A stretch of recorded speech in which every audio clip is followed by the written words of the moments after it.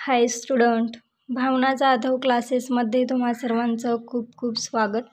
तर बघा, आपण मागच्या व्हिडिओमध्ये BCom थर्ड इयर सेमिस्टर 6 तर मॅनेजमेंट अकाउंटिंग यामधील chapter first financial statement analysis या या चॅप्टरमधील आपण प्रॉब्लेम हे घेतलेले आहेत. त्याचबरोबर चॅप्टर सेकंड रेशो ॲनालिसिस यामधील सुद्धा आपण प्रॉब्लेम घेतलेले आहेत. जर तुम्ही ते व्हिडिओ पाहिले नसतील तर या चॅनेलच्या प्लेलिस्टमध्ये ते व्हिडिओ अवेलेबल आहेत. जर तुम्हाला सापडले नसतील किंवा काही अडचण येत असेल तर तुम्ही मला कमेंट बॉक्समध्ये नक्की कळवा, मी तुम्हाला त्याची लिंक शेअर करेन.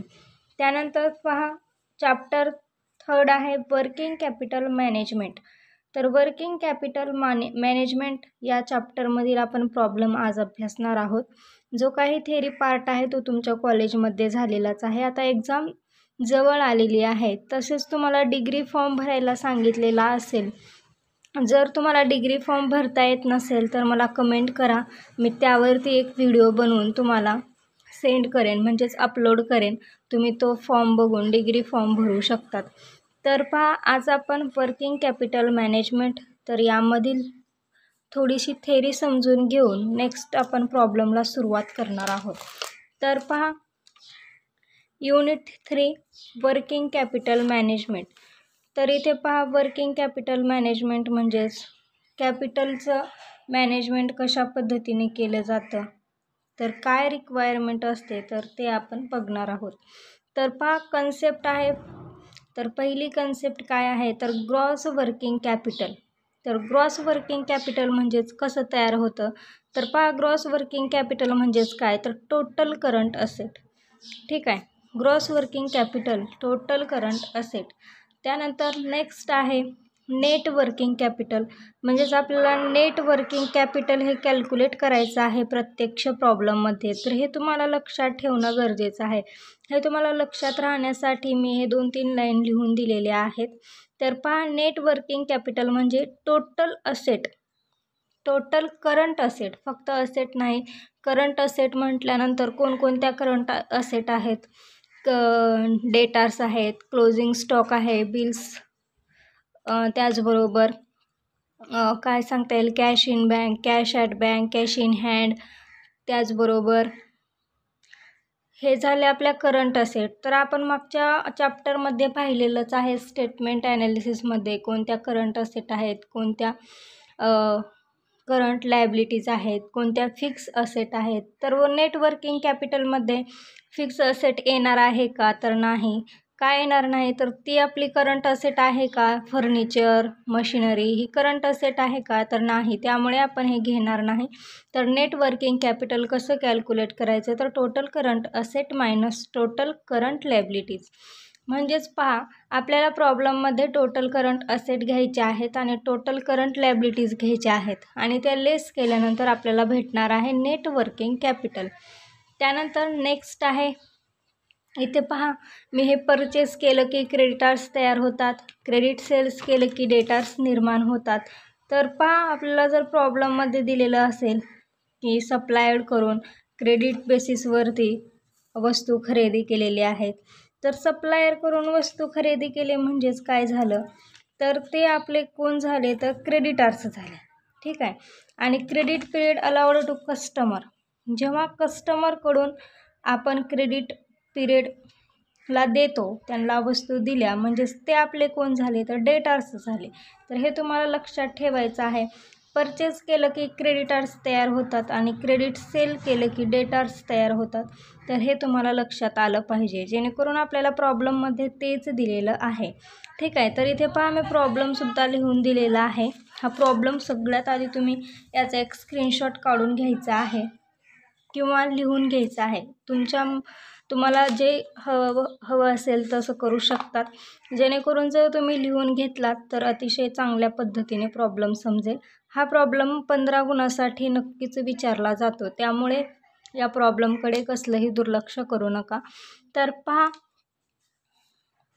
From the following information prepare a statement of requirement of working capital of a Namrata trading concern.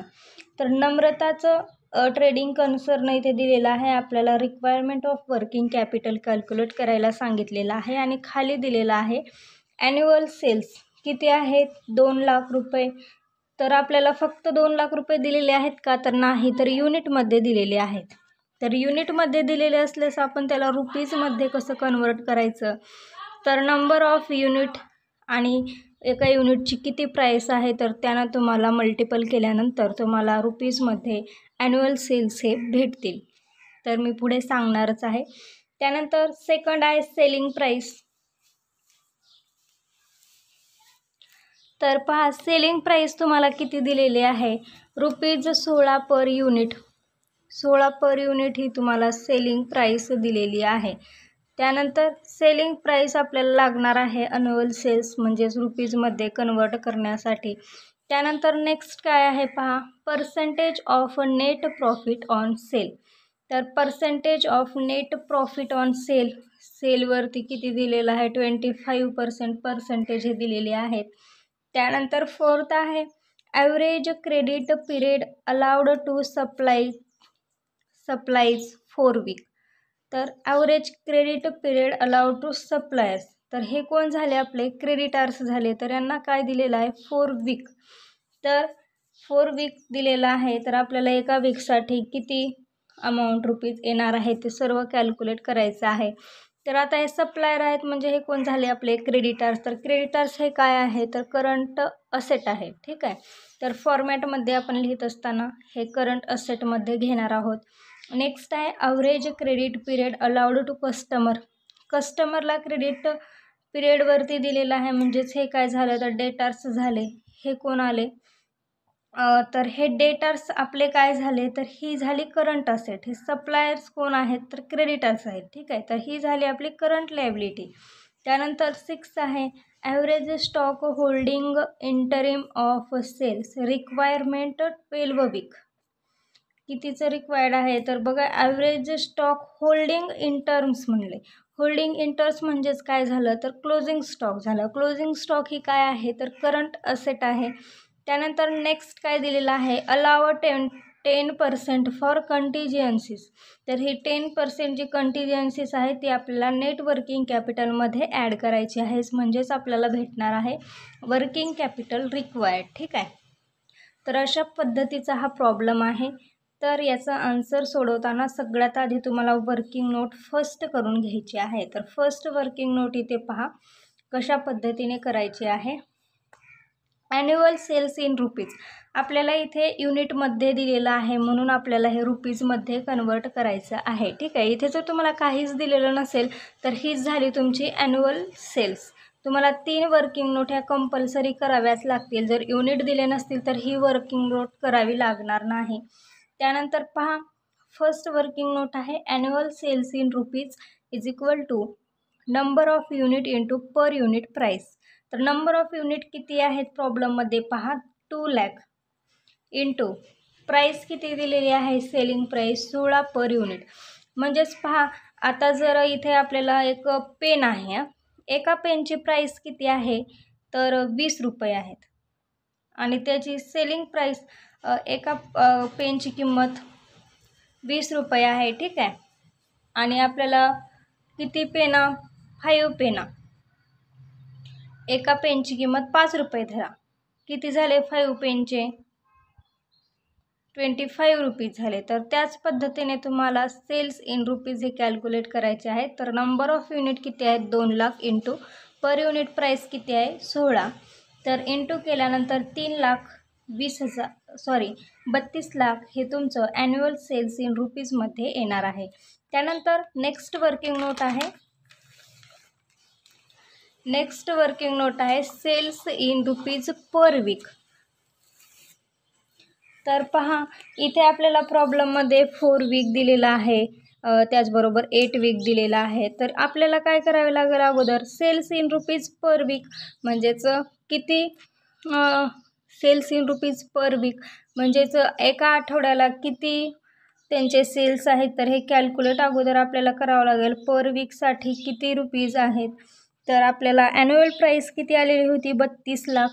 तर 32 लाख डिवायडेड बाय 52. तर आता हे 52 कुठून आलं, तर एका वर्षामध्ये किती आठवडे असतात सांगा बरं. 52 आठवडे असतात, तर त्याला डिवाईड केल्यानंतर काय येईल, तर पर वीक आपल्याला भेटणार आहे. तर 32 लाख डिवायडेड 52 किती येईल, 61,538. हे झालं तुमची पर वीक अमाऊंट आलेली आहे. त्यानंतर थर्ड वर्किंग नोट तुम्हाला करायची आहे, sales at cost per week. तर आपल्याला इथे पर वीक काढलेला आहे, तर यामध्ये प्रॉफिट इन्क्लूड आहे. तर तो प्रॉफिट आपल्याला साईटला काढून घ्यायचा आहे.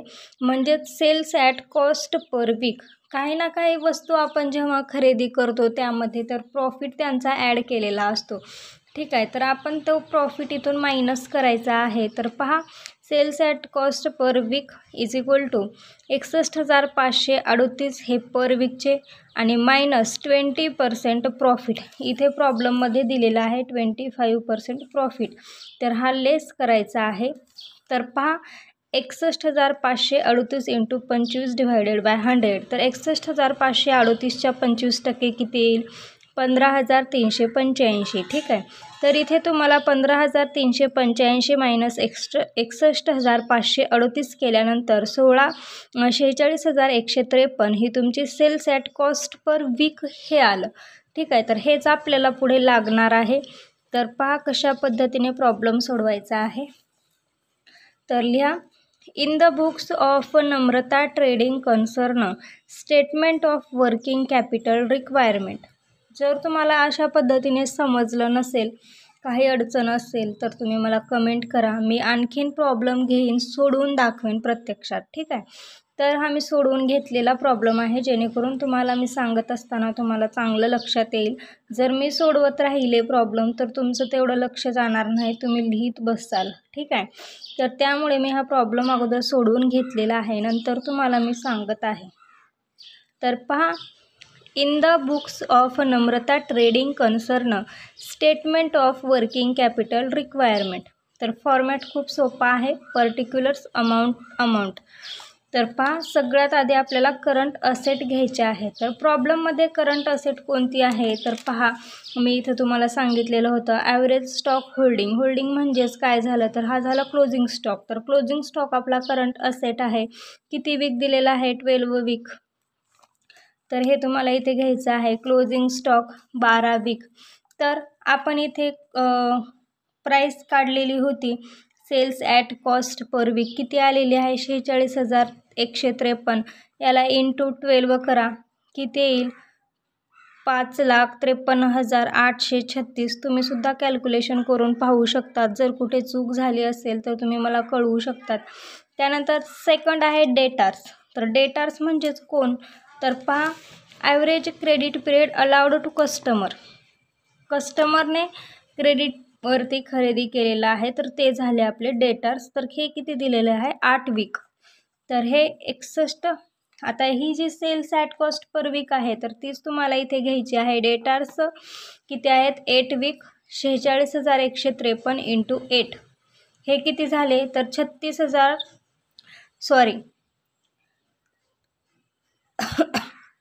3,69,224 हे झाले. त्यानंतर ह्या 3,69,224 याच्याच 25% प्रॉफिट तुम्हाला ॲड करायचं आहे. तर याच्याच 25% प्रॉफिट किती येईल, तर 92,306 येईल. हे दोन्ही ॲड केल्यानंतर याची टोटल येईल 4,61,530.